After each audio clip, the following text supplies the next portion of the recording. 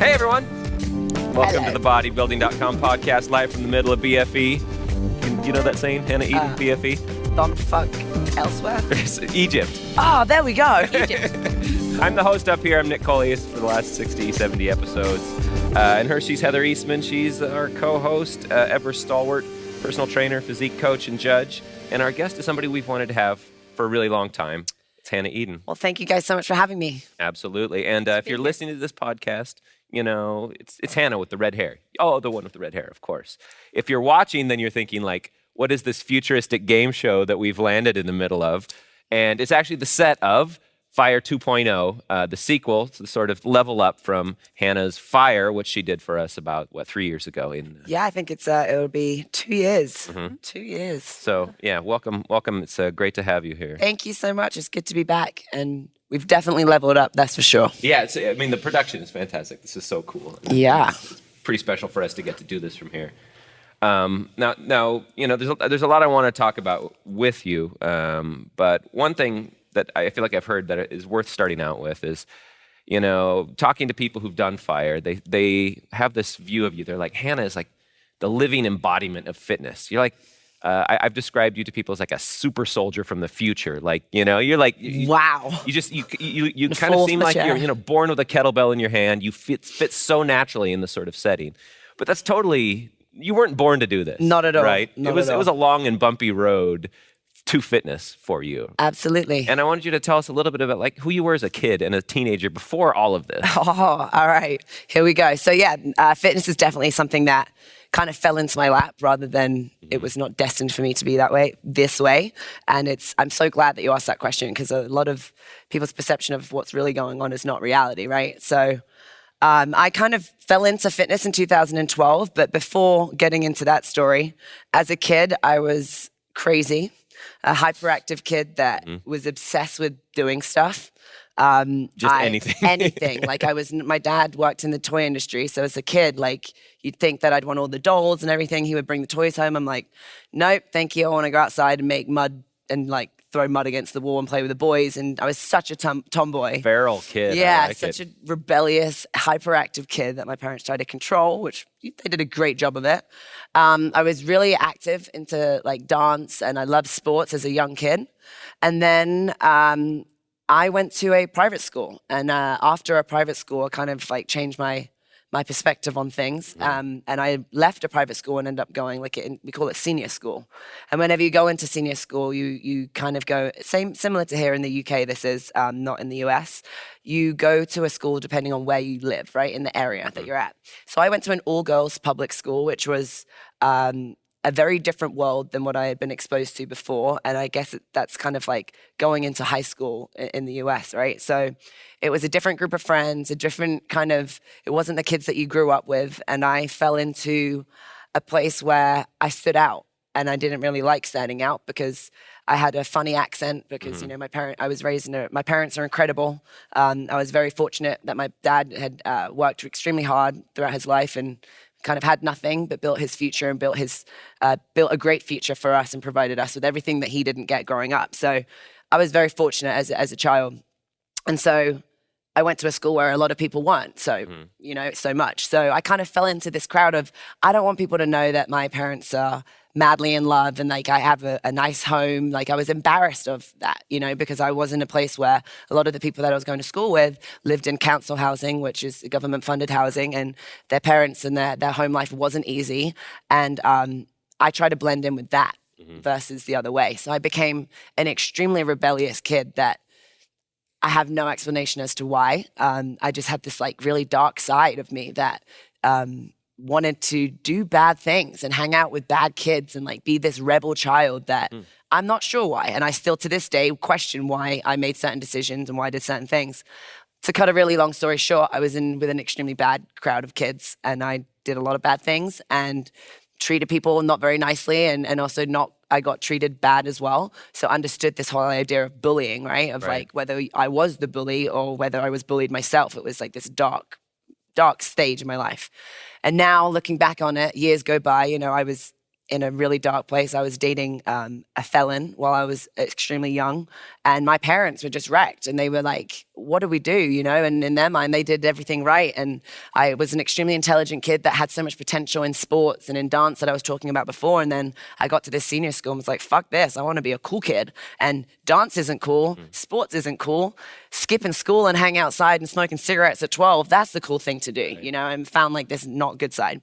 Long story short, my dad got a job offer here in the US, and I'm sure from a parent's point of view at that time, they were like, thank fuck, get this kid out of here, let's go.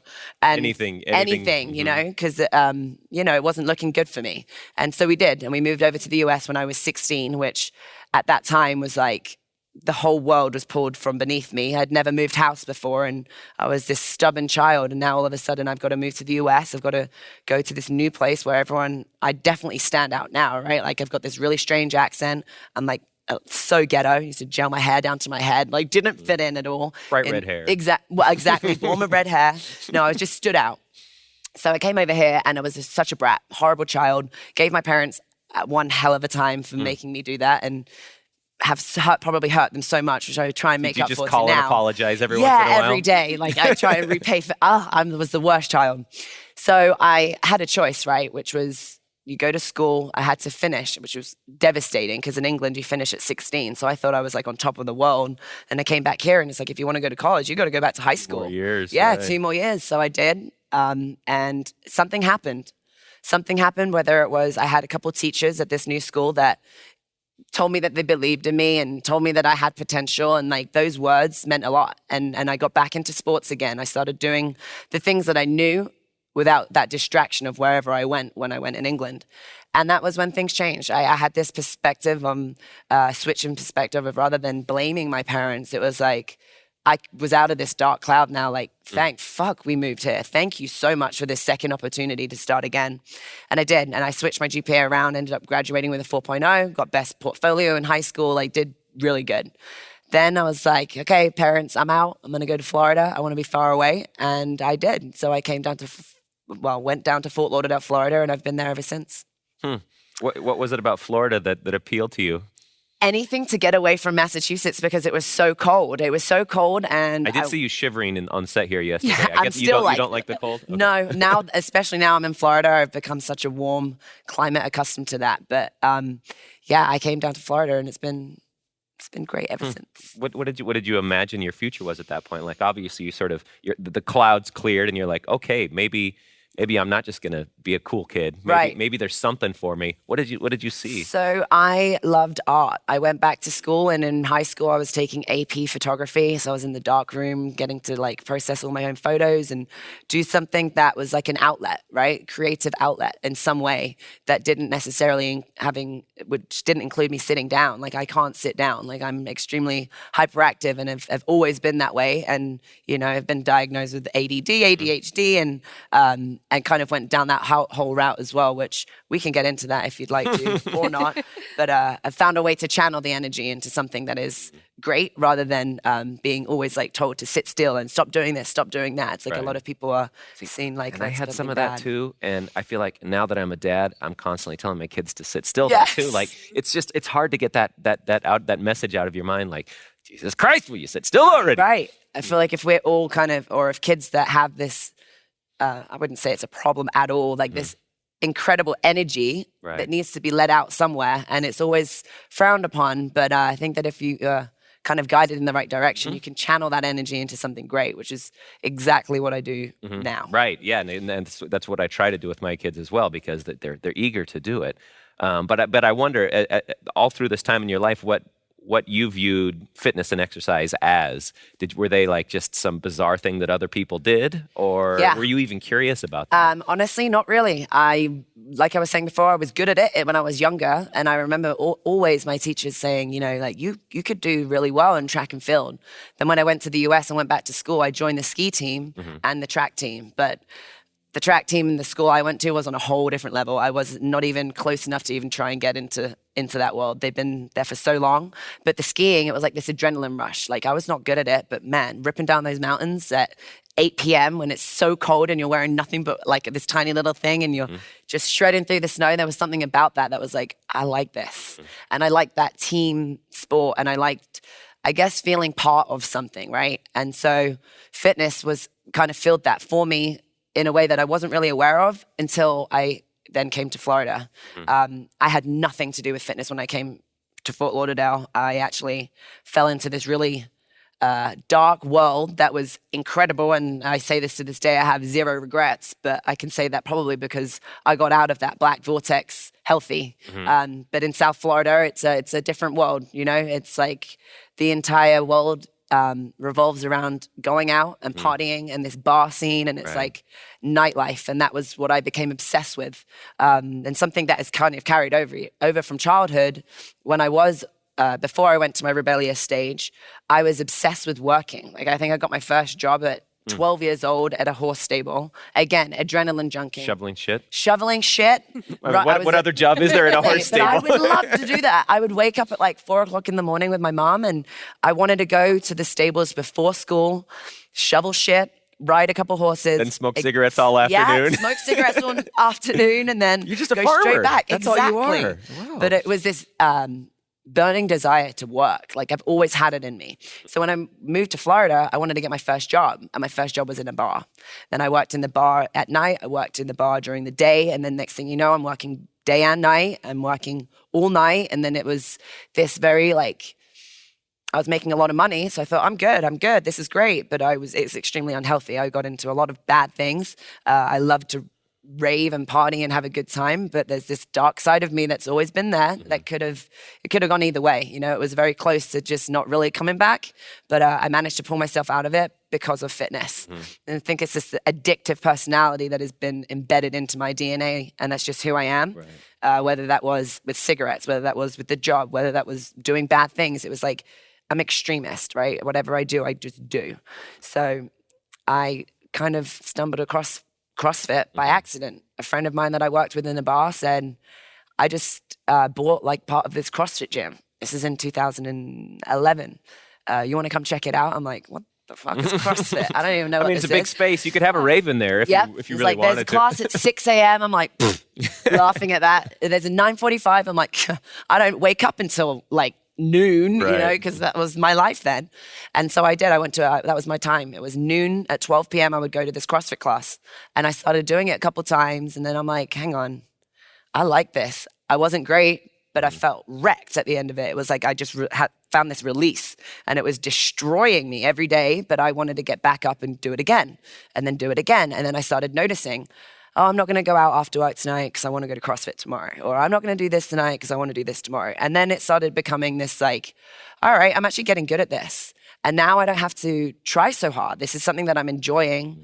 I'm fitting in. I'm with all the dudes, which is all I've ever done. You know, I can get down and dirty, and I feel this feeling that going out and partying all night or getting high and doing all these crazy things, it's not the same thing. This is something different, right? Because it's this huge level of output physically, but I'm emotionally feeling something so good. Like, maybe this is what I need to hone into rather than the dark side of things, right? Well, it's interesting because you talk about that dark time in Florida and that partying, and a lot of that is kind of connected to covering up or pushing down pain. Absolutely. And then watching you when you work out, you know, it's almost as if, to kind of piggyback on his super soldier from the future idea. Which I think we need to pursue that. It's almost as if you don't feel pain, or you're immune to pain. And when you watch the workouts and when you go through them, like, you are doing these things, the guys behind you are dying. It's visible on camera, and yet you are just completely pushing through. When did you discover that exercise could replace those dark things and be kind of a tool to blunt pain? Right. That's a really, really good way of viewing things. And for the record, I do feel pain. I do feel it. I've just become really fucking good at showing the world that I don't.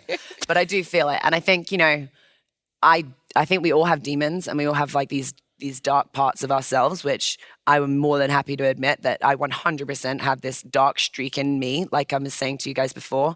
I'm not sure why, and I'm still going through this journey of trying to figure out where that came from. I had an incredible upbringing. I have two parents that love me so much, that are happily married and have been for 30 years. You know, it's not like I come from an abusive background or have like this dark past that would give me a reason to need this release or this dark side, right? It's just who I am. And I've figured that out. And as a kid, I was super aggressive and like I had so much energy and had an attitude problem. I was very angry. I would always externally like react to things rather than process them. I never would think before I speak. Like that's just who I am, which is not a good thing, right? But I've realized as I'm trying to find myself as a human, as a woman, which I've gratefully, I guess, but also like it's been a challenging time that I've been on social media since, you know, at a very pivotal point in my life of trying to find out who I am, which I'm still continuing to do, which is why I love the fact that social media is so powerful that I can share my experiences with people that are going through it too.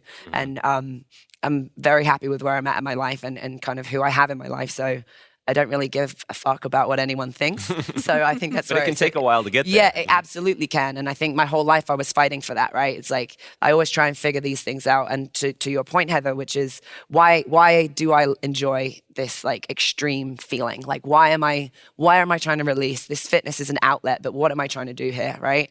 And I think that over time I've started to realize that it's just I don't know. I still haven't figured it out entirely, but it's just a process of understanding that we've all got good and bad things about us, but I've finally found a way for me to like release this dark side of me that the rest of my life I feel really good at. And it's a release. Any of those demons, yes, I look like an absolute psycho, an absolute crazy person in the middle of my workout, but we all hold on to so much dark and bad energy that it's my 1 hour of my day that I 100% own. There's a lot of things going on in my life. I'm being pulled in every direction. I'm having to switch from state of mind to state of mind every 20 seconds. It's the one time that I can literally just stop, close my eyes and go, let's just think about be present in this moment. Nothing else matters. I own every single second of this. This is for me. This is my way of releasing those demons, let it all out. And then as soon as we're done here, we can just put a smile on our face and continue with our day. And this is what I've been able to do. And this is what I think that a lot of people need to do. And this is how I don't continue to move through life as a drug addict. You know, this is my way of replacing this hole and filling it with something that you release you exert so much for something great, whether it mean for my state of mind or to inspire people around the world that this is it, man. This is a lifestyle. This is not because I want to look good. This is because I need this for my mental health. I need this as a way to be exactly who I know that I'm able to be if I can let go of this dark streak that exists, right? No, I think that's a good point. And not to get all Joe Rogan-y about it, but like, you know, people talk about psychedelic drugs now. It's like, oh, it's this great way of changing the brain where it cuts through the stories we tell ourselves and it cuts through the compulsive behavior.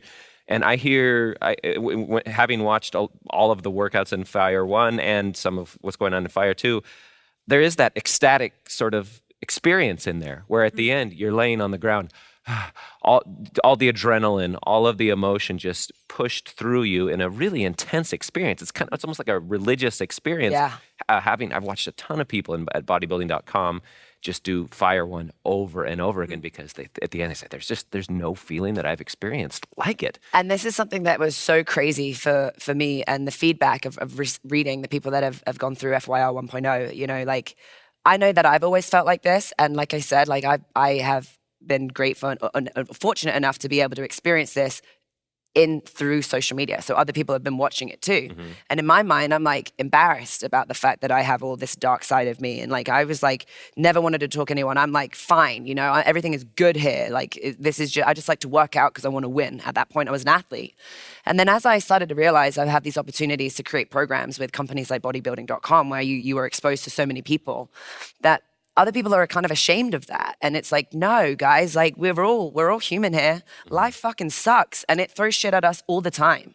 And if we're supposed to react and deal with those in our regular basis when we're surrounded by our children or by your family or by your friends or people in your business, it's going to come out some way, right? Like we've all got it. We've all got stress. And whether it means that you have a dark side or you've just got life stress, like we all need somewhere to be able to let that go and to not be in the gym for the wrong reasons. Like the purpose of the program was to provide an incredible protocol that will change your body. That was the goal, right? With me setting out to it. But the feedback since then is, yeah, the workout's great. we were all working out, but it is so much more than that. The response rate, it's so emotional. Like, you don't understand.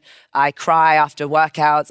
You've changed my life. You've changed the way that I view fitness, but you've allowed me to accept that I have this side of me, and like there's now this opportunity to release. I don't have to be ashamed of it. It's like, whoa.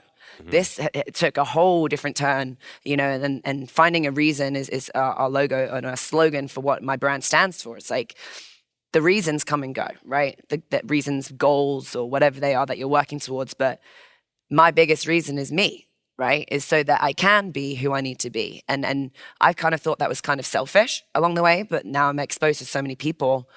Other people need to know that too, that your reason should always be you. And a lot of times it's, I feel so bad I'm taking away from my children because I'm choosing my workout over them, or, I don't have time. It's like, get your ass up and release, because I can guarantee you're going to be a better mother, a better wife, a better sister, brother, husband, whatever, if you do this for you. So you let all of that negative shit out, and then you be exactly who you're supposed to be for the rest of the world. I like that word, release. That's a good word. Yeah. So I want to ask you a little bit more about how you landed on the style of training that we see you doing in Fire, though, because CrossFit is one thing, and yes, there's a ton of that intensity, ton of that release in CrossFit, it seems like.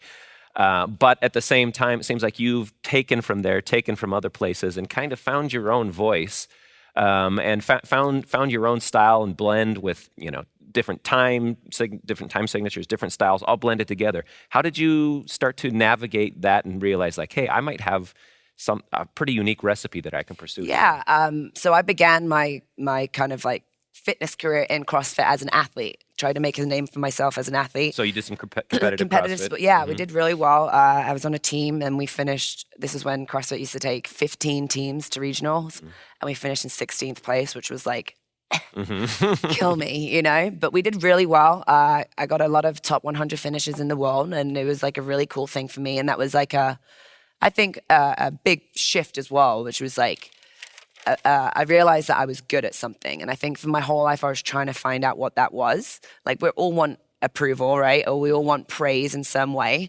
And I figured, oh shit, I'm good at this. Like, so I like honed in on it and became obsessed with CrossFit. And I said to myself, January 2013, you're going to commit to being a CrossFit athlete. I'd graduated from school, kept getting all these emails about being a photographer and doing this. I would land these jobs that I dreamt about doing, but get there and be like, I need to like move and do more than sit in front of a computer screen or take pictures. I need to do more than this. And so when I got into CrossFit, I got really good really quick, which was my own fault. I didn't have the best coach at that time, and I didn't know anything. All I knew was I was good and I wanted to win. So my mentality behind training was really dumb. I got as strong as I could, as fast as I could, didn't focus on any form, didn't focus on any like threshold training by any means. I didn't focus on like progressively getting stronger. I got really strong within a year, and way too quickly, so much so that I suffered from injuries. So my muscles grew, but my skeletal system and my ligaments just couldn't handle what I had done in such a short amount of time. So unfortunately, I now still do have 3 degenerated discs in my spine, just from bad form for so many years. And so I said, I had a fallout. I think this is actually a really important part that people hear this part of the story too. So Pump Fit, that is the gym that I have now, began in the old gym that I was a CrossFit coach at. So I began as an athlete, got my certification to become a coach, and was coaching CrossFit. Loved it. And then the owner of the gym said, hey, we've got this 7:30 p.m. class that we can't fill. So take it. Do something different with it that's not CrossFit, but will fit with what we're doing here. So I'm like, all right, let's think about this. I've got a lot of friends still, because I was still in the bar industry at that point, that will not give CrossFit a chance. Right. They think that it's like going to kill them, and that they're going to die, and that they're going to get so manly. It's like so bad, So I'm like, you know what? Let's break that mentality. So let's eliminate the barbell. So this opens up the door to so many more people now. There's no worse feeling that I get to see than someone finishing a CrossFit workout and having to go on the board and write DNF, did not finish. Right. Like, way to show everyone that you just failed, right? Junior high all over Yeah, again. It's not cool. So I'm like, I don't want to make it rep-based, because 15 reps for you could be so much different than 15 reps for me. And I want to make sure that everyone that leaves here feels like they gave everything that they could in the time given. So that's where we kind of separated reps and went for time. Now we've got every level of fitness in the same room. We're going for as much as you can. 30 seconds. If you get one, good for you, give you a high five. If I get 50, good for you, you get a high five. But everyone is in it. They're giving it their all and they're feeling great, right? So people got addicted to this feeling. And so I did. I tried this class and we started, and I remember it was on this it's so good to see it, right? And like the memories of where Pump Fit began. And it started to get good and people started to like it. And then I'm like, wow, okay, I'm onto something. Then people were driving like 45 minutes at 7:30 p.m. on a Wednesday night because there was only one class in the day. And then we've got 40 people in the room. And then it's just like, whoa, hang on, there's no one in the CrossFit classes. Everyone is in this. Everything was doing great. But I was young. I was super young and super eager. I was making so much money through the bar industry that I was able to work for free in fitness Monday through Thursday and then work Thursday, Friday, Saturday, Sunday. That's a lot of work. To pay my bills, right? So I did. I was doing it for free and we had this great thing. And then we came up with this agreement. And then I stopped and was like, you know what? Why am I working so hard to build someone else's business that doesn't really appreciate me that much, is not seeing how much value is here? And then we got into a slight altercation and he said some words that burned me and that like really hurt me. And I don't think we've ever exchanged a conversation since, which was, don't ever fucking forget who made you. And I'm like, okay, I'm just going to bite my tongue, walk away and not retaliate. And I'm going to let my success and at that time was the worst motivation, but my success will be my revenge, right? Like this, rah. So I did. I went home and was like, Paolo, who is obviously my husband, that is the background talent of FYR. And I said, listen, fuck this, dude. Like, I'm building someone else's business and he has no idea. Like, and I remember always feeling like the girl in the room that could never have an opinion. Or if I was going to say how I felt, because it was an all guys business, it would be like, pfft. And I'm like, I'm sick of feeling like that. Like, I know I'm onto something. And this class itself is proving this to me right now. So we Googled how to open a business and drove around town. Straight up. How do I open a business? Like 20 years old, 19, 20 years old, no idea what I was doing. And we did. We made it happen. I was driving around town trying to find a place, calling landlords, signed a lease. And then next thing you know, long story short, there was no setup. Like there was no, here's how you run a business, Hannah, and you go for it. It was, no, this is passion. I'm doing this for free. I know it works. I can fucking do this. And we did. And it was a shit show for the first year and a half, but we've been open now for over 3 years and we're killing it. And that's just something that I think that people need to know. I know this is diverting off the question that you asked, but it's so important to see that like anyone can do anything that they set their mind to if you just refuse to quit and do what you need to do to make it happen. And focus on getting better. Yeah. Yes. Like that shit show you're talking about, like, yeah, it's a shit show. You could have, all right, this is not working. We got to stop it. But instead you're like, let's lean into it. Yeah. Let's just actually try to make it a little bit better. Yeah. And now to answer and come back to your question about how the style of training is similar to CrossFit. So whenever we opened up the new space, we got really flexible and really like, why are we staying with one modality? Paolo had just discovered Animal Flow at that time, which was this, no one really was doing that at all. It's like pretty early for Animal Flow. Super early, like three and a half years ago. And we're like, all right, let's do it. So Paolo got certified, then we started playing with it and putting it in the programming. And then we realized that people loved it. And then we were trying other things. And we're like, why are we staying inside of this box of like only doing these things? Like no one owns fitness. No one owns the rights to anything. Like you make fitness whatever you want. And with my ADD mind, I don't want to be doing the same things all the time because I'm going to get bored. My body's going to get bored. Let's keep this fun. Let's keep this exciting. Let's continuously change things up. Let's not ever, ever allow ourselves to stay inside of a box. And if we do, we got to get out and just start making other people feel uncomfortable, trying these new things. And then the different kind of people that walk into our gym is just mind-blowing. Like what you see on Instagram seems super extreme because of course I'm going to post the most extreme version of every move we have, but FYR and Fire can show you that beginners also do it. We have a 74-year-old guy that comes to the gym 4 days a week. Is he doing sprinter burpees? Of course not, but there's always something for everyone. Yeah, and I like that Animal Flow element in it too. Animal Flow, it's like it's a specific organization, but uses a lot of different movements, kind of a little bit of yoga sort of stuff, but really stitched together in a little bit more of a fitness sort of style. But kind of like what you're talking about with doing timed rather than rep-based protocols, it lends itself so well. Like you can do it fast, you can do it slow, you can do it totally at one level, you can do a completely crazy other level. it seems like it's kind of the glue that really on the ground sort of movement is a lot of the glue in what I see in fire. Absolutely. Like we do this and then mix some weights in. Yeah, well, it feels like with fire and with the way that you train, you've taken out the elements of fitness that I've personally railed against, which is the aesthetics. You know, I get really tired of clients bashing themselves because they don't look the way that they think they should, or they haven't gained their muscle, or they haven't lost the fat. And then you've also taken out the competitive aspect that you talk about with CrossFit. And CrossFit's amazing. It took something and got a lot of people excited about big movements and Olympic lifts, but it's competitive. And not just with yourself. Not just with yourself, with everyone else. And in some ways, that can be as detrimental as the aesthetics part, where you're constantly bashing yourself, did not finish, not good enough, my PR's the same. Yeah. And you seem to have taken both of those out. And your program in fire is all about the movement. And it's all about do it fast, do it slow, do as many as you can, do as few as you can. But it's not, you've taken the bad elements of fitness and just put back in the joy. And I don't have a question. I just wanted to talk about that. No, it's great. And it's so cool that you guys can see that, because I think that this is what it's all about. It's just movement. Like, it's not about winning. And this is something that I came from, that mentality, because that's where I began. This whole world was winning, right? Is I want to win. And that was my mentality. But I did so much damage and forgot about integrity to my own self, as well as the people that surrounded me, because I wanted to win.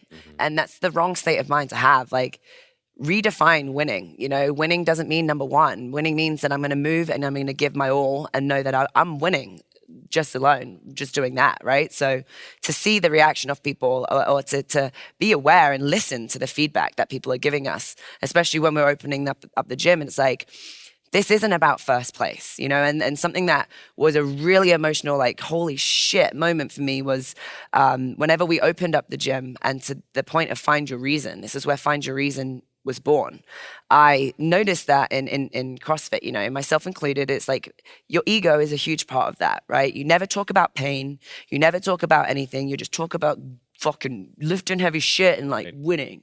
And that was so wrong. And I remember saying, like, to Paolo, what do you want? What do you think these people want, right? Like, why are they driving here for 45 minutes to do a class that they could have gone to Orange Theory that's right next to their house, you know, like, why?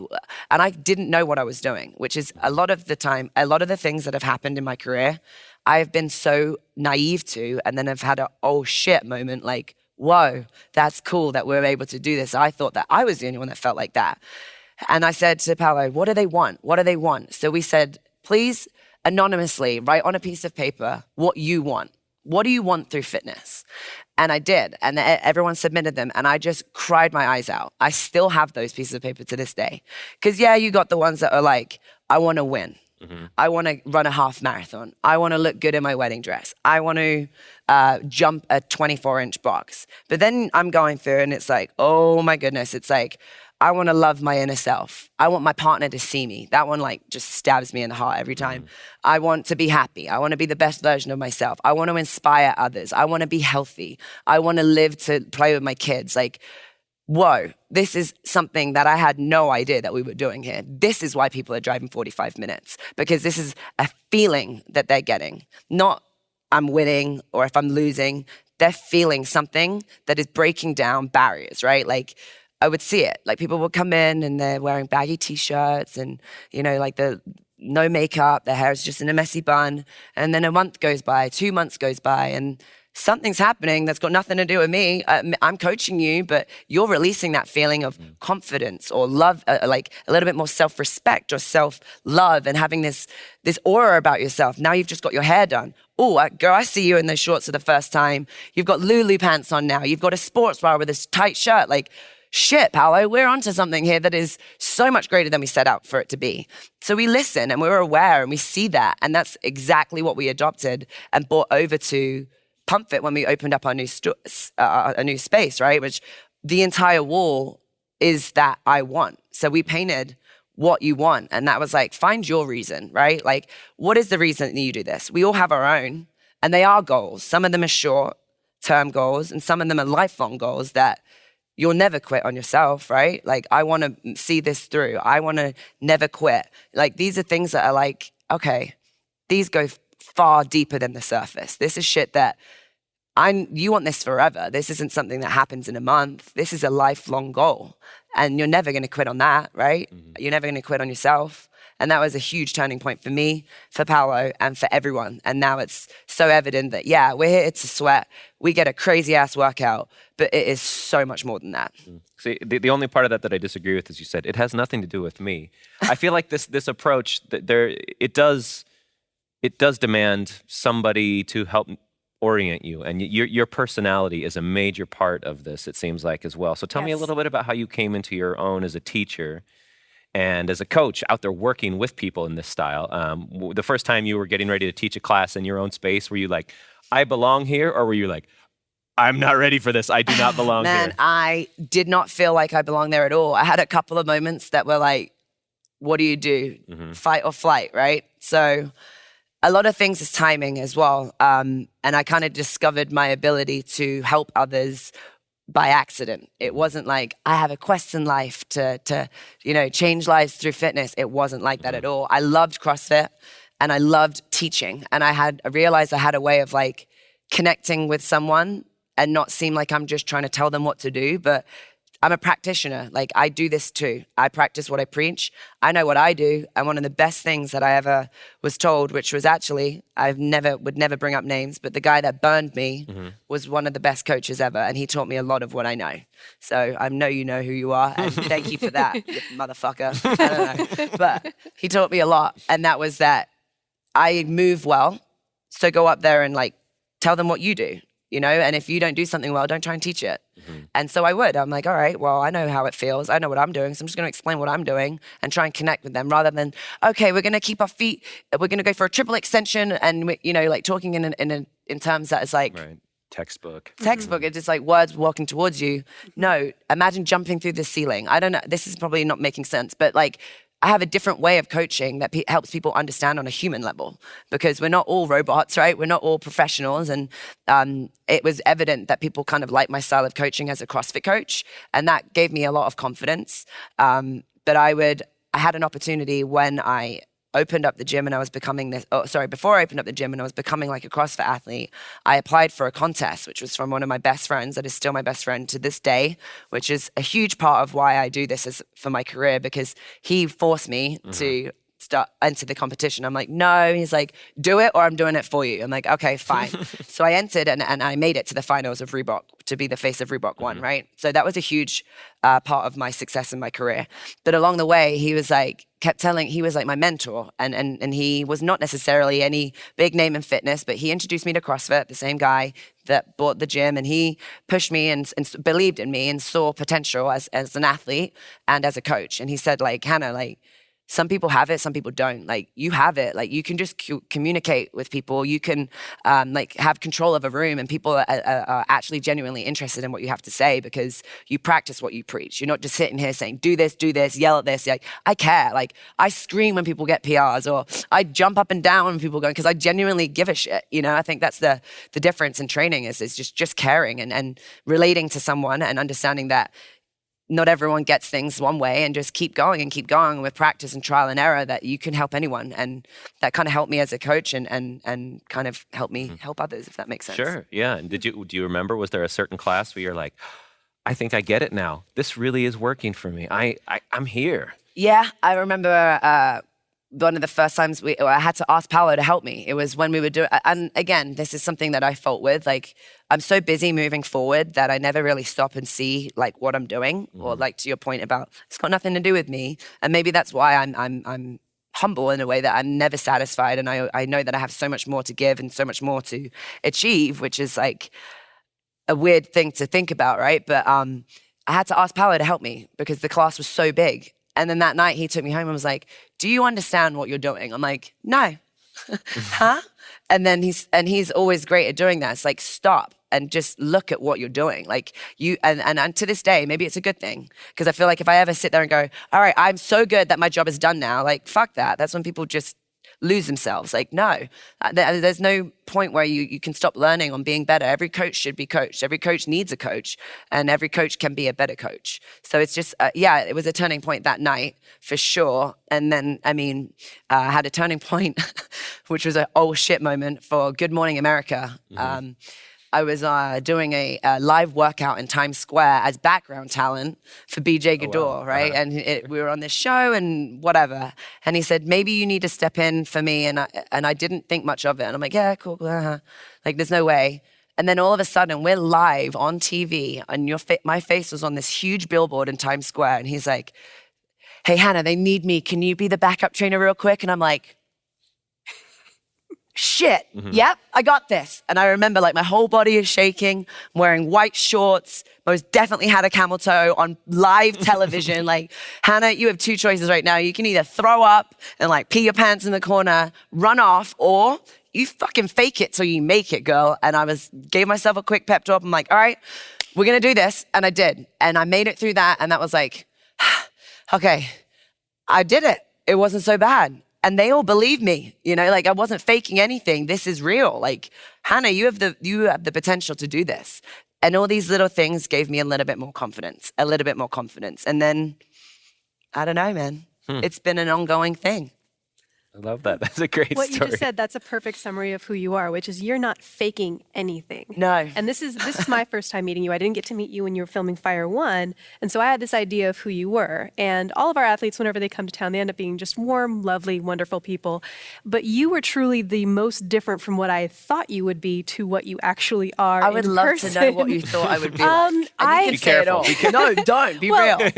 Again, we've already mentioned like the super soldier from the future. I was like, this woman feels no pain. She's super intense. And I'd heard stories about, you would be pushing these guys through 3 or 4 workouts a day, and she is just an animal and a machine. So I had this vision of like an animal or a machine or someone who would be just so laser focused. And yet I come in and meet you for the very first time, and, oh, hi, Heather, how are you? And you give me a hug. And I'm just like, okay, I don't know you, but I love that you hug. That's awesome. Yeah. And that's the one thing that I want people who are listening to this, watching this, to know is that Hannah's not faking any of it. She's 100% there with you. She cares about who you are. She wants to get to know you. It's not about, oh, I created this amazing workout. It's, I'm doing this workout for you, and I'm doing this. And that's, so what you just said That's cool. I'm not faking any of it. And then in your workouts, you talk about how that builds confidence. I mean, you can fake it till you make it, but going through the motions is how you build up that confidence to where you no longer have to fake it. And I think being real with people and kind of, I feel very grateful for the opportunity of social media in my career, because it's a love and a hate thing, right? It's like, it's an incredible platform to be able to reach so many people. And with that being said, I think it's so imperative to understand the power of that, right? And I'm extremely grounded at home. Like, I have a really cool group of friends. Like, nothing's changed from day one, from when I had no Instagram to whatever happens now. And it still blows me away that there's so many people that we're able to reach around the world. But that's so important to me to be real, because unfortunately, with social media has like grown this world of bullshit, which is so bad. And I just need people to know that it's bullshit and that anyone can do what I've done. I was not, and it's important that people know my backstory. I don't have a degree in business at all. It's a matter of course, I know what I'm doing now, but when I began, I had no fucking clue what I was doing. I just knew that I loved what I did and that I could succeed if I refused to quit. And people need to know that. And people need to know that, like, you're not going to get anywhere trying to be someone that you're not. And if you do, it won't be for long, because people will smell that shit, whether that's a year, 2 years, 3 years, 5 years, it doesn't matter. Like, this is me. This is who I am. Take it or leave it. And you're going to start to love yourself a lot more when you can adopt that kind of like mentality than being so concerned about what other people think. I am very grateful to have like my husband that is like the rock in this whole thing, that keeps me grounded, calls me on my shit, and kind of puts me in check if I ever need it. But there is no magic pill. There is no magic secret sauce to anything other than hard work. And you can see out anything that you put your mind to. And I think it's important that people know that. And being real will get you a lot closer to that than faking it. So there's one part of your backstory though that we haven't talked about yet, and that's the hair. Yes. Yes. And I'm sure you've told this story many times, but it's not one that I've encountered yet. Tell me about that decision. Did you just go home to Paolo one night, like, guess what I'm doing tomorrow? Yeah. And that was a turning point as well. When I began as a CrossFit athlete, I was trying to make a name for myself on Instagram and as an athlete. So I started, I put a schedule together. And again, it didn't fall in my lap. I worked extremely hard on the social media thing and had this timetable every day of the week. There would be 3 posts at certain times. And like, I had a plan, right? But I always cared a lot, even at that point. I was posting things maybe because I thought that I was supposed to post them, such as, all right, now I'm like getting a better physique. I should probably do a photo shoot like with lingerie, right? Because that's what all the other girls are doing. And if I post pictures in lingerie, then like I'm gonna get followers, and this is what I need to do. And I still had that mentality of I like want to call it like an old mentality of Hannah, right? Which was I did care about what people were thinking. I did want to win, and I wanted to have success for revenge. It was like this very different mentality. It was like a very angry mentality still, right? And then I had this turning point, which I had a dream that I had red hair, which is why I dyed my hair red. But I had like this realization that everything I always do is to try and impress other people. Like, why am I doing this? Like, or I remember comments that my friends would say as I was starting to get into CrossFit, and they would really upset me. Like, oh, your traps are getting really big. Don't you think that you should probably stop doing CrossFit? Like, it's not very ladylike and all these things. And it would destroy me. And I was always like internalizing everything.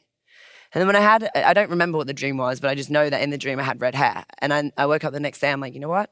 I'm gonna fucking dye my hair red. And this is gonna be a point of me saying, I don't give a fuck. I'm so sick and tired of caring so much about what people think. I'm so self-conscious I had so horrible skin at that point, like horrible skin. Wouldn't leave the house without makeup on, which would make it worse. And like, I was just so concerned about being judged, right? And then I just had this thing. I was like, I'm done with this. I'm done caring. And it was like a moment. And I threw that out. I stopped giving a shit.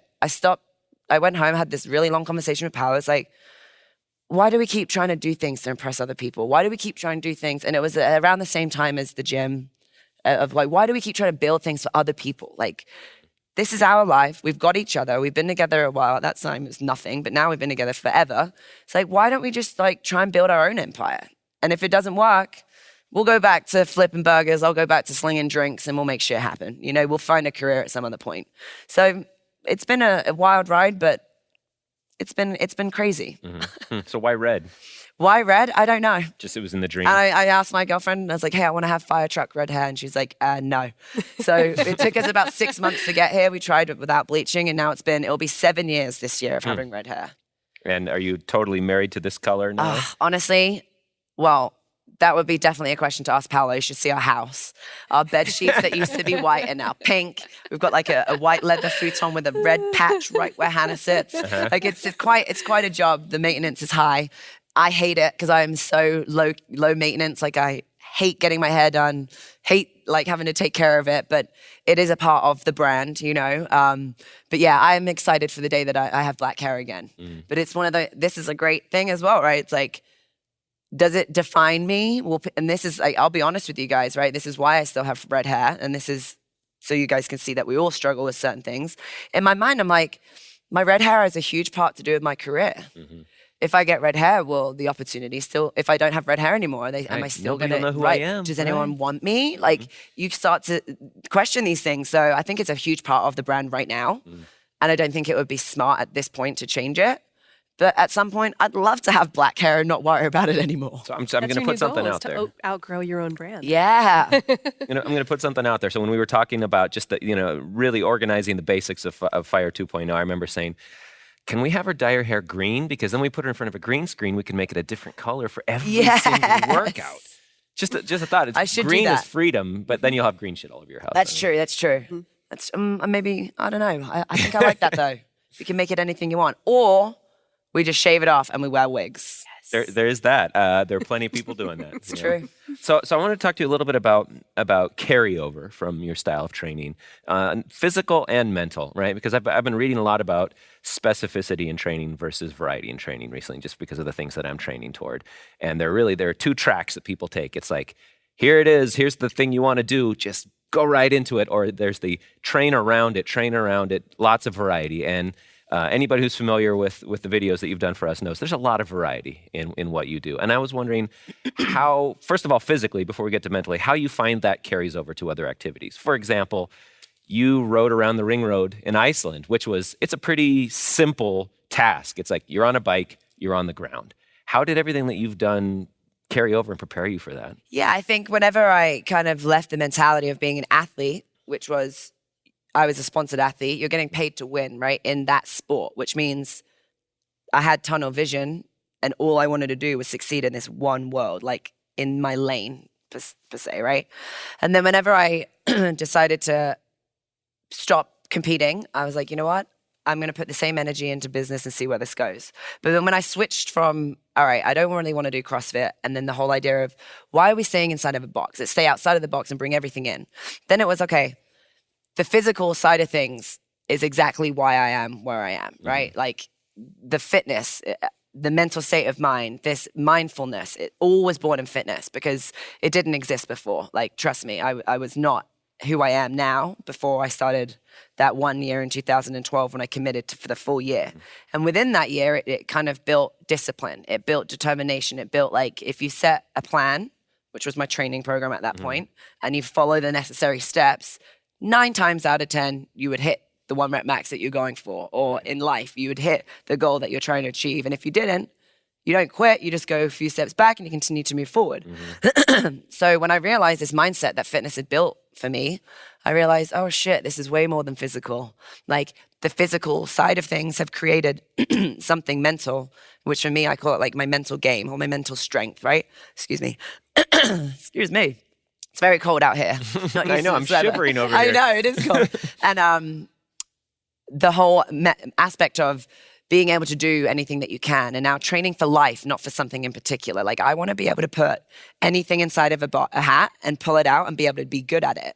And I think that if you have the right body, which I try and keep my body healthy and mobilize and push the potential to the furthest point, that it's only going to help my mental game. So to your point about Iceland, I was not a runner or a cyclist whatsoever. I don't think I'd ran. It's funny because I joined Ashley Horner with her. I was going to say, you've done some adventuring with her. Yeah. Which was around Haiti for 230 miles. But it wasn't my mission, so it was very different. You know, I was more of a pacer. I would jump in here and there.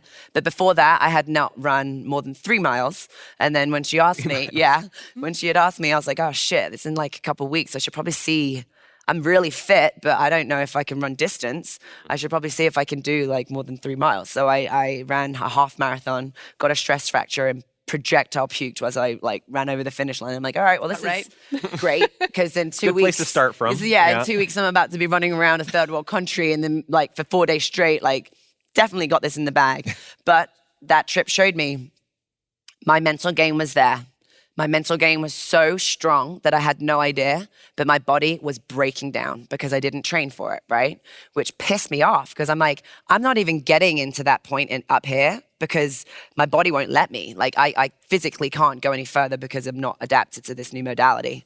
So whenever, the reason why I did Iceland, which is a whole other deep, dark story, is because of a friend of mine that was diagnosed with terminal cancer. And Ashley and I, after Haiti, had joked when we went back to the orphanage, was like, all right, what's next? And then it was a joke that said, all right, let's run 400 miles through Iceland.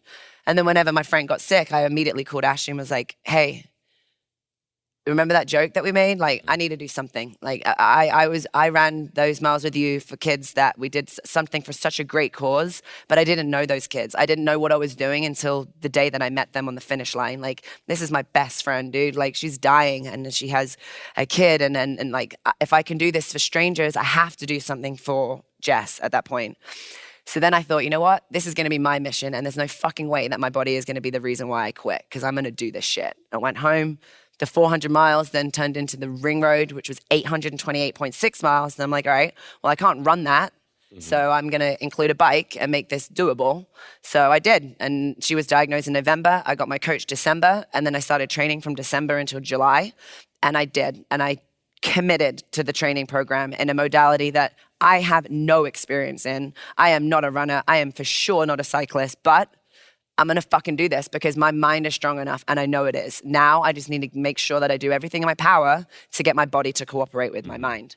And so I did. I committed to the training. I started from the beginning, like with a 20-minute run, and built our way up until they were 5-hour runs. Or you've got to run for 3 hours, get on the bike for an hour and a half, get off, run another 3 hours. And then it was like 6-7 hours of training a day, and it consumed me.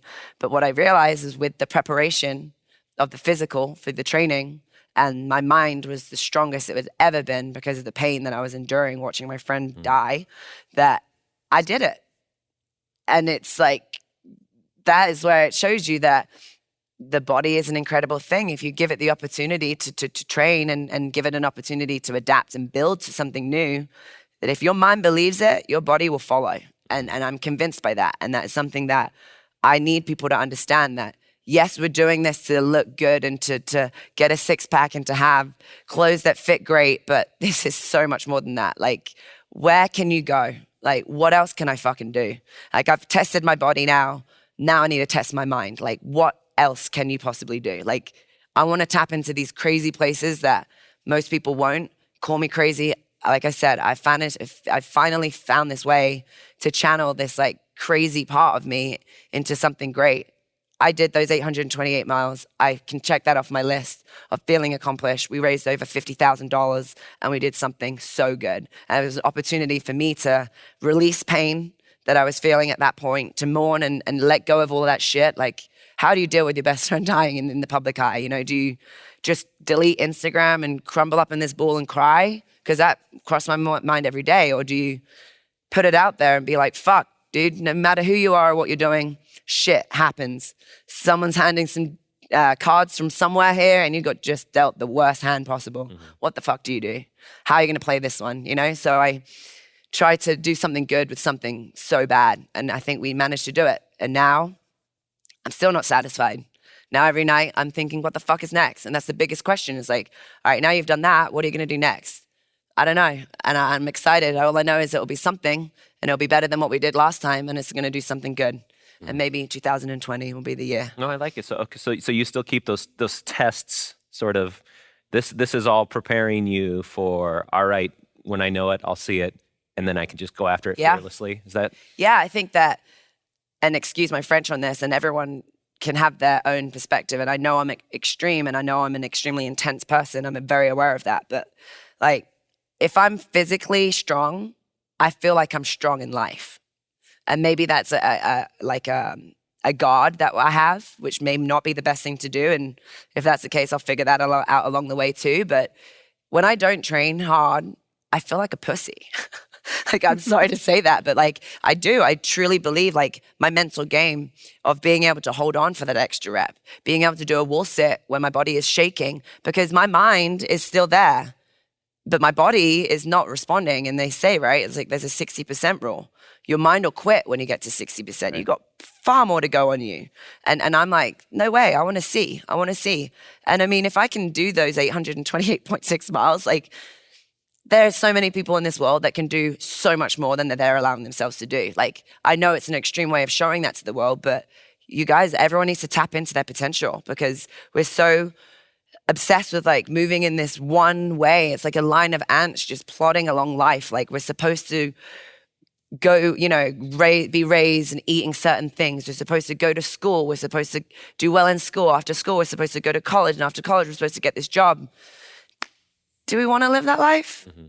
There's so much more out there, and it doesn't mean that you have to have the best grades. And I'm sorry, parents, for this, but it doesn't mean that you have to go to an Ivy League school of like so much pressure to do these things where checking boxes. Right, checking boxes. Where's happiness, or where's uncomfort in this? Because fuck comfortable, man. Life is so boring like that. And and maybe this is because I witnessed and was so close to death and was looking at it so closely. But like, it sounds so morbid, but we're all going to die. Like, and more people need to be reminded of that. What kind of life do you want to live? Like, I want to literally be on my deathbed and know that I did some crazy shit, man. And I have stories to tell, not, I wish I did more. I wish I didn't work for the same company for 25 years and like hate and live paycheck to paycheck. Like, no, I roughed it out. Like, we had nothing. We had no money. We left the bartending world, which gave us all the money in the world, to take 20 steps back in our bank account so that we could jump 50 miles further, not really knowing if we were going to make it or not. But fuck, we did it. And it's like taking that risk. Is the risk worth the reward? Yeah, if you don't quit. Like, and it's just a whole different way of living. Like this wasn't meant for me, you know, and other people need to see that. And that don't be someone that you think you're supposed to be who you want to be and be anyone you want to be, you know? One thing you said in there that I really loved was you said, you know, not only where's happiness, like a lot of people, they look at that list of boxes they're checking, they're like, where is happiness on there? You're like, where is happiness and where is discomfort? The two almost seem like I know. They're not even sides of the same coin. They're kind of the same expression for you. And yeah, I want to explore that a little bit more, that idea of discomfort and happiness, and discomfort versus pain, because it really consumes a lot of the dialogue that happens during routines in fire. Like we're talking about, all right, we're going to talk through this pain. Yeah. I'm going to express, you know, the word that you're shouting at the TV right now. Right. Is that, I mean, how does that factor into you, the way you imagine somebody going through this journey with you? I think that we, and before I go with this, from a professional point of view, like there is a huge difference, right, between pain and injury. Discomfort and pain. Pain would lead to injury. Discomfort just doesn't feel good. You know both. I know both, big time. And the whole like, this isn't pain, this is discomfort thing was when I was so close to watching someone go through pain. Like, if you really zoom out, I can tell you about pain, and it is not what we're enduring inside of the gym. No fucking way. Not even remotely close to it. I've seen that firsthand. What we're doing is we're experiencing something uncomfortable that will lead to something greater than that. And it's like we're so shied away from this feeling of discomfort. And to the point of like checking the boxes off, and, you know, it's like you're happy on the outside if your kid's at Ivy League schools and the dad's a lawyer and mum's at home that doesn't need to work. Well, behind closed doors, mum's chugging her martinis every night. Kids are probably blowing lines in the back room and that you don't know about. And it's all like this bullshit of like perfection of that's supposed to be, right? And so inside of the gym, when we feel this discomfort, or I can relate to this in a lot of ways when training clients, there's a lot of people that will be terrified of the feeling of like exhaustion. They think that they're dying if their muscles start to burn, or they start to get a little bit gassed. They're like freaked out by this feelings because they're so used to feeling comfortable. Well, when you put yourself through that feeling, then it gets a little bit better, right? Now you're not so out of breath. Now those muscles don't hurt so much anymore. Now you've got a stronger body. Now you're feeling a little bit more confident. So all these discomfort, all that pain led to something that is so much better than what you think. And so I try and put that through. It's like pain is what you would endure if you kept it inside, right? So when I say like exhale the pain, when something's burning, physical feeling, I'm exhaling something emotional. You know, like, does that make sense? Like, I remember having to leave the hospital and going to get a workout in. I needed to, because if I didn't, I have no idea what I would have done. Like, that was my way of like having flashbacks of seeing things firsthand, but physically releasing that. Now, hopefully I don't get caught up on what I've seen before, because I've released the pain from that situation, that now I can like continue to move forward and not have nightmares about what I've seen or what I've felt or what I've gone through or whatever it may be for someone in their comparison to pain or whatever they've been a witness to, or even like a victim of, whatever you want to say, you know? So there is a big difference between pain and discomfort, and that came about after last year. But yeah, I think that we can all use fitness as a way to release negative, whether it means pain or anger or whatever it means, but something negative, and put it into something that will, at some point, may not be in that moment, will be great. Sure. Well, and exactly. And one thing that I love about your approach, and I know plenty of other people do as well, is it's not like the standard old, VHS videotape where you plug it in. Yeah, it's hard. The teacher says, "Good job, everyone. Great set, everyone." There's a little bit different approach. It's like, there's a rawness to it. Fuck. And I remember the first time we watched a bunch of the Fire 1 footage, we were like, okay, there's a lot of swearing in here. There's a lot of really raw emotion and raw language in here. Like, how comfortable are we with this? And we're like, geez, we feel pretty good. Like, it's awesome. It's a great experience. Did you feel like you needed to hold back ever? Or has this always been like, this is just who I am. I got to do it my way? Yeah. And anyone that knows me, like I am getting better with age. I do have really disgusting potty mouth, which maybe that's an English thing, I'm not sure. But I'm just saying what everyone wants to say, man, and maybe this is a fault. Like you said, like there is no faking it with me, which I'm very blunt, I'm very direct. But one thing that is great, I guess, is that you know that you're never going to get bullshit. And if you ever want an honest opinion, I'm your girl, I guess. But yeah, I just say what people want to say. Like, I feel what you feel. Like, I'm feeling the same thing. And it's not like you get to a certain physique or a stage in your game that now all of a sudden this is easy for me. No, like the second that it feels easy, we're going to make it harder. Like, there's always room to grow, right? There's always room to improve and get stronger and get fitter or whatever it may be. But I'm just being real. Like, I'm saying what most people want to say. And a lot of times, of course, like we need to button our mouth and not curse, but it works. And we discovered that at Pump Fit. Like, we have a no kid rule because we say fuck so often. Gonna say, like, Yeah. is it just popping up out of the air? Oh yeah, it comes out the speakers when we're not there. No, just kidding. No, but we are, and we realized that it worked because people just get in the zone, and it's like, it's not, and I'm glad we brought this up about how it looks like the cyborg, right? It's like, and I'm so glad that I have the opportunity for stuff like podcasts and and Instagram stories now, because if you go to my page, I do look like this really tough, crazy bitch that you don't want to fuck with because she might hurt you. Like, I'm the biggest idiot that like can't take anything serious, but that 1 hour is when things get serious, right? But before the workout, everyone's laughing, joking, but as soon as we say 3, 2, 1, everyone adopts that mentality in our facility. And it's the same thing here. It's like other places, people are on their phone, they're like talking about what they're gonna get at lunch next day. Like, they're not there getting what people get when they do fire, right? It's like, this is, yeah, it's physical, but it's something else that will keep you in it. And the results will be better physically, and the results mentally, you're gonna tap into new places that you didn't know exist. Sure. You told me about one great comment in response to Fire One yesterday where somebody was like, Hannah's such a bitch, I love her. Yeah. Yeah, it's Like, true. that And kinda they'll be says like, I know that I don't know you, but I've never cursed so much at someone in my whole life. Like, it's okay. So let's talk about Fire 2 a little bit. Tell me about like, how you, what the feedback to Fire 1 was, where you said like, oh, I started to have this vision of, all right, here's what I want to do if I'm going to do another one of these. Like, what experience did you want to give, and what vision do you have for this? Yeah, so with Fire 1.0, the response was insane, like we said, right? Which, to the point of someone doing it so many times, like I can't believe it, but there was only so many workouts within the program.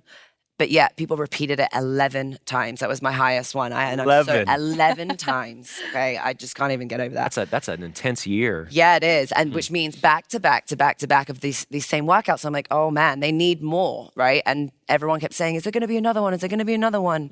And then whenever we connected with Bodybuilding.com, and we were like, okay, let's make this happen. It was like, shit, the pressure's on. Fire 1.0 was so good. Like, how do we top that? But my mentality as an athlete has changed a lot since a couple of years ago. And so I think that being able to evolve from where we began is huge. So Fire 1.0 was a great way for people to get exposed to my style of training, right? A lot of people have never done this kind of thing before. And no matter who you are or where you're at in your game, it will challenge you. Doesn't mean that you can't get good at it, but it's different, right? It's like, high intensity interval training has always been fashionably, there's just super intense cardio and burn. But I love weightlifting. I love kettlebells. I love animal flow. I love bodybuilding. Let's put it all together and see how this goes. So to combine both worlds together is not easy. And it's a different monster, if you'd like, right? So Fire was a great introduction to these moves. Everything was about moving fast, crushing shit, and just going for it. Whether you're a beginner, intermediate, or advanced. Now, I think that whether you're a beginner, intermediate, or advanced in your fitness game, you should follow those 3 stages. Or even if you're fit and this is your first time with Fire, you should still go beginner, intermediate, advanced, and be able to return to the program and get something more from it. So when you say that, you mean follow somebody different? Yeah, so follow Tanner for beginner, follow Paolo for intermediate, and then come back and follow me for advanced. Why? Because if you jump straight to advanced, there's probably a lot in there that you're not feeling because you're just moving through it to be advanced rather than actually connecting with it and getting through it, right? So I had this big change in mentality after my training for Iceland and after these extreme things that I've been doing, which is, let's just stop moving from point A to point B, right? Like, if we want to be doing this for a long time, we need to protect our body and understand longevity. So let's connect our mind to our muscle and actually understand what we're doing. And what I realized along the way is like, oh shit, and the results just so happen to be really good because the muscle, what we're doing to the muscle is it's responding more because it's actually engaging and talking to me directly rather than just knowing I need to be here to here. Is this working with you? Absolutely. My mind? Makes sense. Well, you look Makes at the sense. exercises, and it's not that you're working chest one day and back one day Right. and legs one day. You're working everything every day. And in these, when you talk about the animal flows, these flows that look really odd, and if you've never done them before, they feel very, very awkward. And you even mentioned that in one of the workouts, that the first time I tried it, it looks like I was knitting with my legs. Yep, that's true. But when you start kind of connecting all the pieces of your body together, they do feel like a normal flow, and it feels like how your body is meant to work. Absolutely. And it does absolutely feel like it's flexibility, it's strength, it's endurance, it's intensity, it's power. It's all of it kind of together. And again, not about the outcome, but more about the movement itself. Absolutely. Which, if you focus on the movement, will lead to the outcome that you're And that's looking the whole mentality behind the programming too, right? It's like we can all do the same thing, right? If we squat, we're all squatting, but I can control and connect my mind to my body, and I can squat and you can just squat. We're both spending the same amount of time in the gym. My results are going to be 10 times better than yours because I've been able to connect. So that's my whole point with my mentality and behind fitness and then life, right? It's like we can all move through certain things, but if you really connect to your body, what else can you do? And that's that same mentality with Fire 2.0, right? So in Fire Original, we had a lot of the animal flow, but we're just moving. In Fire 2.0, we're playing with dynamic. We're playing with pace. So we're making things dynamic. We're making things tempo. Now, if you really try and slow things down, they get really, really hard. And we've always been accustomed to, if you're fit, that means you're moving fast, you're moving heavy, and you're moving like right now.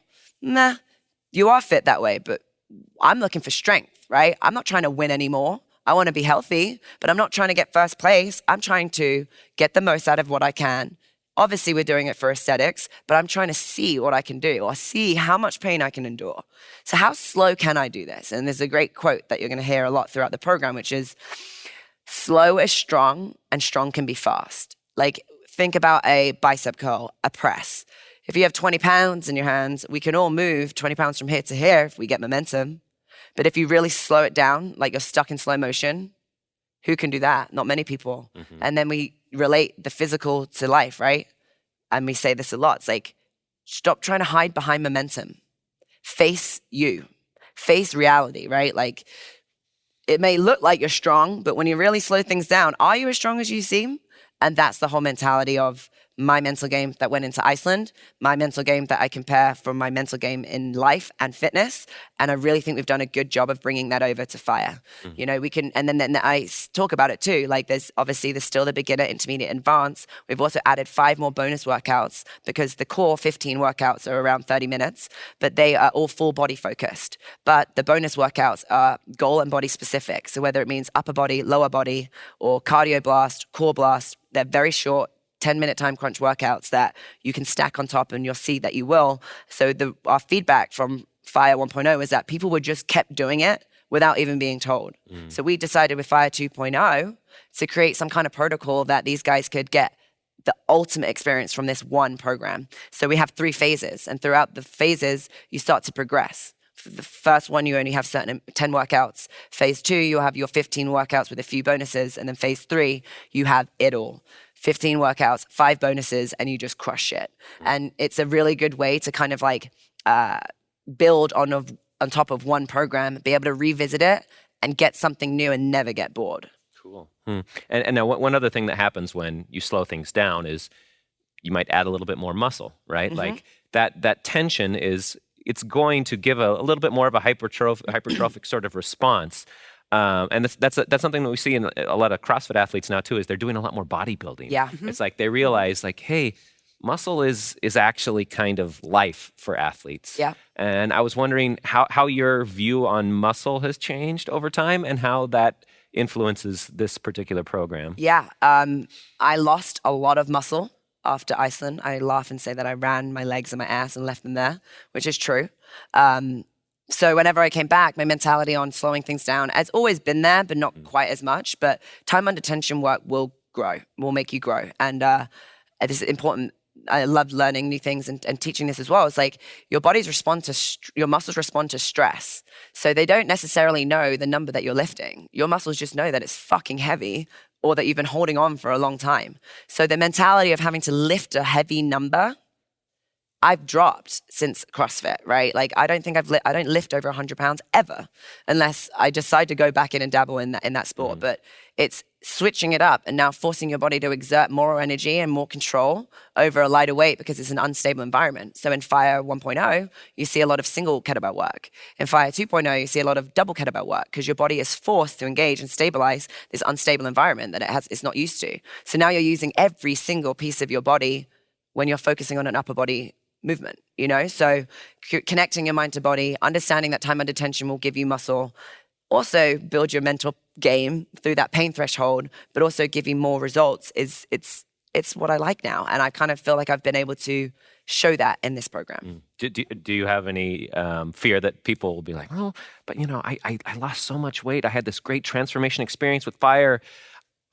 They still have that fear of muscle, you know? No, I don't think so. I don't think so at all because of the cardio acceleration, right? It's like cardio acceleration is a huge thing for Jim Sapani as well, right? It was like you combine intense cardio with resistance work to get better results. So you will shed fat. You can build muscle if you'd want to, but you also won't lose the muscle that you're building because of the way that we've programmed the workouts with the interval training, short bursts of rest with a lot of high intensity or slow and time under tension work. And it also seems like, you know, since the time when your career started, it's getting more and more okay all the time for men and women both to be like, all right, I want some muscle. Fuck yeah. You know, more and more, like we're moving in that direction, just health-wise as a society, like, yeah, muscle's a good Muscle's thing. a good thing. They are. Yeah. So I kind of want to ask you what you feel like the ideal way to experience these two programs is. For somebody who maybe they did Fire, not 11 times, but, you know, 10 times or one time, and it was a year or two ago, and they're like, all right, I'm thinking of doing it again before I do Fire 2, or I want to do Fire 2 and then I'll go back to Fire 1. Like, what's the Hannah-approved progression here? A lot of people, whenever we announced that we were doing Fire 2.0, were like, fuck yeah, I'm going to go back, do Fire 1.0 so I can get ready for when 2.0 comes out, which is a great opportunity and a great option for a lot of you, especially if you've never done my style of training before, because there are so many weird and wonderful things. With that being said, if you have the time and the mental game to commit, I would do Fire 1.0 and start with the beginner, even if you're extremely fit, because there are a lot of weird and wonderful moves that we're doing that are new to anyone. I wouldn't expect anyone to be able to go in there and crush it. You might be good round 1, but round 2, round 3, it's a whole different animal. So understanding the movements is huge. So I would suggest going back to 1.0. Whether you repeat it more than once is up to you. Now with Fire 2.0, I try to make it clear in the programming, and I hope that this can get across too, which is even if you're the fittest in your game, start with beginner, because it's still really hard, but it's a different approach on how we're doing it, right? So, and I'd rather you, and then also I guess it's up to the individual. So that's a question they need to ask themselves. Are you trying to lose weight or are you trying to gain muscle? Because if you're trying to lose weight, there's a lot of things, and just for an example, like going for optimal output with every movement. So if you're holding a kettlebell in front rack position, it's still in front rack if it's here or if it's here, but if you're resting it on your chest, your lats and your upper body aren't working as hard than if you'd be holding it. It's easier. It's a lot easier, right? It's a lot easier. You're still doing the same movements. Right. And then I would say, depending on where you're at, from your coach's point of view, I would rather that you guys be able to go unbroken for 30 seconds with beginner than do 1 rep at an intermediate and advanced and have to break your 30 seconds. So it's, again, Paolo says this all the time. It's like, check your amigo, because we're not going for weight. We're not going for reps. I'm going for optimal output with every single move. The slower you go, the more of a badass you are, because the slower you go, the heavier that shit is. It is strict strength, no momentum behind any movement, and that's where the real good stuff happens. It makes lightweight incredibly heavy. Well, extremely heavy. Yeah, that's where the repeatability comes in, is there's no trophy at the end. Right. Except that you just did Except the program. that hypertrophy. And now Right?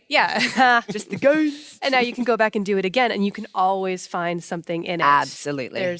You can even go beginner, intermediate, advanced, and you can still go through that cycle every over time. over And over something again. that people say, and this isn't to offend anyone, but everyone will be like, how can I make, this is too easy. fuck off, is this too easy? All right, let's just get something straight. I can show you these moves. I can give you the time. I can tell you what kettlebells to use. But one thing I can't control is your integrity or your intention behind every movement. Like manual resistance. I could make myself cry and get jacked right now with not one weight in my hand by squeezing and engaging my mind to, all right, engage your bicep, flood it with as much blood as possible, make it as hard as you can. I can't do that. That's up to you. You want to make it harder and this is too easy for you? Well, you're not pushing hard enough, you know? Like I can turn that right back around. So there's no ceiling with these styles of training. There's not a ceiling at any point. So whoever you are, wherever you're at, if this is too easy for you, come down to Florida and we'll make this shit happen. I can guarantee you I'll leave you crying. See, and a little bit of what you're saying there reminds me of Chris Gethin, because he's another person who like, God, he'll slop his way through a giant weight sometimes, but he'll also slow things down. So you want to make it tough? We can make it really tough. And I'm wondering, you know, being involved with Bodybuilding.com and really having a toe in that world of bodybuilding, how that's brought some different personalities, some different influences into the way you do things. So say that again. I was just wondering how, you know, being exposed to the world of bodybuilding and Bodybuilding.com, how that's changed how you do things. And if you ever really imagined like, oh my God, I'd be hanging out with these gigantic jacked people sometime. No, I didn't actually. And it's funny because Bodybuilding.com, before I was involved with you guys, I always just thought like strong, big, jacked people, you know, meatheads, until I realized like that us. it's, just like you guys, actually. And then I realized that it's not about that. Bodybuilding.com is not about literal size. It's about building your body, right? Like in any way or aspect of that may be.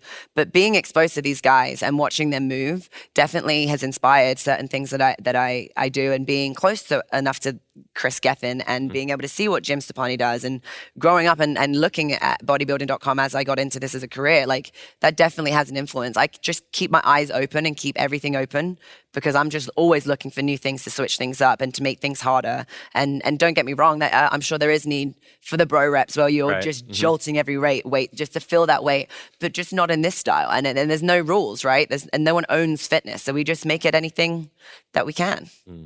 So all right, now that we've got this wrapped up here, what are you going to do next? What do you do after a 2-week production like this? And you know, what goals do you have on the horizon for yourself? I mean, there's a lot of things that are going on right now back home. I just opened up another studio, which will be a film studio, where I'll be filming some follow-along workouts. Oh, cool. Yeah, I actually start filming on Monday, so we go straight. This whole month is going to be Right nuts. in. I can't wait. But we've got a lot of really cool things going on. I've got a fitness retreat going on in Costa Rica in May next month. We've got the gym in Fort Lauderdale.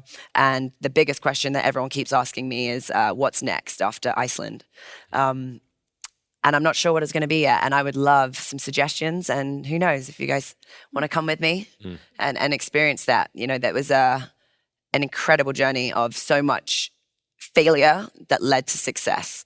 And I really want to show that again, you know, to the world in other ways, that every day in Iceland, I managed to do it. The goal was 8 days. I did it in 9 days, but every single day there was multiple breakdowns, but I didn't quit. And with just the right support group and having the right people around me and understanding my reason as to why I was doing it was so powerful that I could continue and keep pushing through, and that anyone else can do that too. I mean, if you're looking for something, like for me, the ultimate test of fitness has always been the mountains. Not necessarily like, oh, I'm going to go climb Mount Everest or one of those truly, you know, oh yeah, like not like, you know, I'm going to put this, but you know, epic hike across a mountain range, or you know, climbing a mountain. Doesn't have to be technical. That to me is just always remains out there. I'm like, all right, I'm going to see how well everything I'm doing actually translates. Yeah. The mountains are the ultimate test. So I'll just put that. I like that. Word And my out there, brother mountains. is actually a climber, and he's like, we're looking at like the Grand Tetons and really going to see Oh, yeah. that. And I want to do something that's extreme, you know, that is like impossible, because I want to prove that it's possible. Because what I did shouldn't have been possible, but my mind game was there. And you just mentioned something that I think is so important, which is the ultimate strength, right? And to me, over time, it began as the ultimate strength is how many pounds can you lift on a bar? And then it came into the ultimate strength is like, what can you do with your life?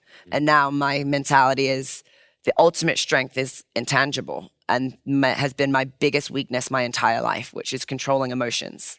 which is something that you can't physically see, right? It's like, that is the ultimate strength, is being able to own and control your emotions and deal with it inside of your mind before you externally react to something. So I think going to the mountains and being put in these extreme conditions where it's out of your control, that tests your ultimate strength. And that's what I realized in Iceland. You know, I mean, so many factors came into play that were out of my control, and control is a huge thing for me, clearly a weakness, right? Or exercising helps me exercise control in a manner. And I talk about owning every inch of your movement and having control over everything that you do. When I'm put in a situation where the wind is working against you, the bike is broken down, or it's raining and you can't see your hand in front of your face, what do you do then? Do you crumble, which I did, and then have to figure out a way to emotionally and mentally build yourself back up inside so that you can externally perform? I mean, that's where I'm at now. It's like, that's the next test of me. I want to be put through shit that most people would quit, and just see physically, I know my body can handle it, but can my mind, you know? I like that. Yeah. People think in terms of, are you going to crumble or are you going to keep going? But what I hear is, yes, you crumble, and yes, you keep going. Absolutely. And that's the great thing about a journey like Yeah. that is it's totally beyond all the little platitudes and all the bumper sticker shit that we tell ourselves. It's like, yeah, I'm going to suck. I am going to have a complete breakdown here. And then we'll get up and we're going to keep going. Mm-hmm. And that was something that happened daily. And you know, we say this all the time. It's like, the hardest part is starting. Yeah, it is. Every day was fucking excruciating. Trying to stand up and walk, I could barely even touch my legs. My joints felt like they were just snapping every time I put my foot on the floor. But it wasn't about that. It was so much greater than that. We sat down every morning with these stories, and I wasn't doing 828.6 miles for Hannah. It was for everyone that has had to face cancer in any way, for everyone that has gone through any pain. Like, all of that is pain. What I'm feeling is just a slight understanding of what discomfort could be in comparison to people that have died, fought and survived, or that have lost people to cancer, right? So every morning we'd have a binder of stories that I'd ask people to write me an email and tell me, I want to dedicate miles to someone. So who am I doing this for? And every morning it was like a good punch in the throat. It's like, fuck off, Hannah. Stop complaining. You're alive. You're breathing. You can walk. Get the fuck up and finish the miles that you said that you would do, because it's for whoever you're reading about. And then every morning, that's all I needed was an emotional switch to understand that this isn't about you. You're going to heal. You're going to survive, and you're going to be okay. Get up and move forward. And every day it was the same thing. And we did it every single day. And it was just such a eye-opening experience, because of the switch in mentality from day one for the rest of the days as well. Was I put these hard rules and expectations on myself to bike 50 miles, run 25, bike 50 miles. I knew I had a certain amount that I had to complete throughout the day. And I tried that day one, but again, all of those things that were out of my control, the wind was working against us. I naively and foolishly refused to check the elevation because I didn't want to know, because I'm like, I'm doing it. The world is flat. That's the vertical literally stuff. It's all in your head, man. Have you seen that yet? So someone said to me, they go, Vert is not real. They go, hey, so is it hilly? I'm like, no, it's Iceland's flat. I lied to myself because I had been there a month before in a van, and then realized that every time we were driving, I was asleep. And every time we were driving, there's like climbs like this. Thank God I didn't know that beforehand. But day one, it was like this, 12-mile-an-hour winds coming against me, rain, the cars are trying to kill me. Like, it was nuts. And I had a mental breakdown, because I'm like, I will not stop until I hit my 112 miles. And it destroyed me. And the goal was to work for 12 hours, rest for 12 hours. But because I was so stubborn and had all these hard expectations of myself, I failed. We were working till 3:00 in the morning. That was day one. I'm like, how the fuck am I going to wake up at 7 and do this all over again? Like, it's not sustainable. So I had to check my ego and have a really serious talk with myself alone and be like, all right, Hannah, you know that you have 12 and 12. And that's the only way that your body is going to be able to sustain doing this. You need to recover in between, because it's just not humanly possible to go unbroken. You need sleep. It's the most important part of recovery. So I switched my mentality and just stop putting so much fucking pressure on myself. I'm like, you know what? We're going to work for 12 hours and we're going to rest for 12 hours. What you do in those 12 hours is up to you. You have a good day, fucking ride the highs. If you have a low day, we'll push through it. It's like Ross Edgley had the same approach, basically. There we go. Break it up. You can't meet a mileage thing. No. You can only do the time. And I did it. And every day That's fire. we hit every single distance because of that. You know, some days we overdid it, some days we underdid it, but guess what? We did it. And it doesn't matter how it was done. Everyone's got their own way of doing things. As long as the end of the mission was complete, that's all that matters. Well, so Hannah, thank you so much again for talking to us. We really appreciate it. Thank you guys so much for having me. And sorry if I talk too much. No. This is the norm on this podcast. So tell us where people can find you online. Yeah, social media is a huge part of what I do. Instagram, it's HannahEden_fitness. Also got a website, HannahEdenFitness.com, where all my programs are available, and our gym in Fort Lauderdale, PumpFitClub.com. There's 2 of them, you said? There's one, and then the other one will be a it's private just closed gym. Yeah. Fantastic. So All come right. through. Yeah, and Fire 2 is either out now, depending on when this comes out, or coming out soon. So stay tuned for it. All right. And enjoy Hannah, it. Thank you so much. Thank you guys so much.